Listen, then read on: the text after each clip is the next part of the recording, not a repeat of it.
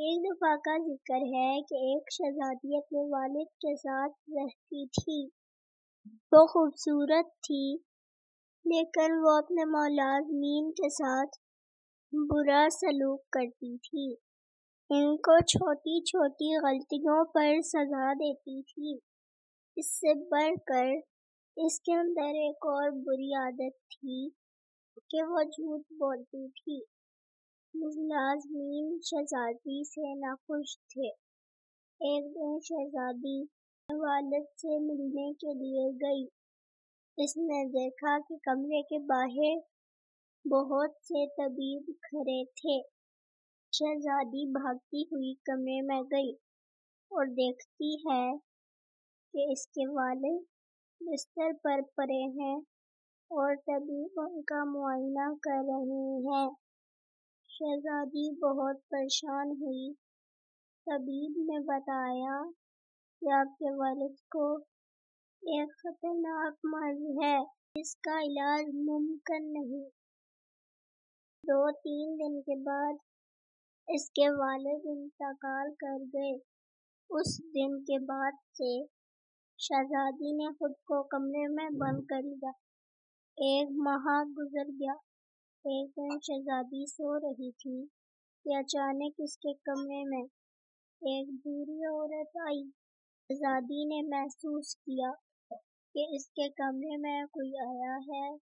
وہ فوراً اٹھی اور بوڑھی عورت کو دیکھ کر غصے سے کہنے لگی، تم بغیر اجازت میرے کمرے میں کیا کر رہی ہو؟ بوڑھی عورت خاموشی سے شہزادی کے غصے کو برداشت کرتی رہی اور ایک کاغذ کا ٹکڑا شہزادی کو دیا اور واپس چلی گئی۔ شہزادی نے کاغذ کا ٹکڑا کھولا اور پڑھنے لگی۔ اس میں لکھا ہوا تھا کہ آپ کے والد کو وزیر نے زہر دے کر مارا ہے۔ جیسے ہی شہزادی نے یہ پڑھا تو وہ دوڑتی ہوئی وزیر کے پاس گئی اور اس کو جان سے مارنے کی کوشش کی۔ وزیر نے شور مچانا شروع کر دیا۔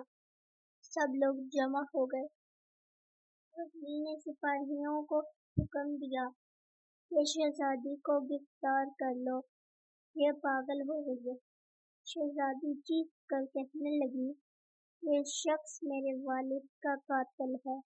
لیکن وہاں موجود شخص نے اس کی بات پر یقین نہیں کیا، کیونکہ شہزادی کو جھوٹ بولنے کی عادت تھی۔ سب نے سمجھا کہ شہزادی آج بھی جھوٹ بول رہی ہے۔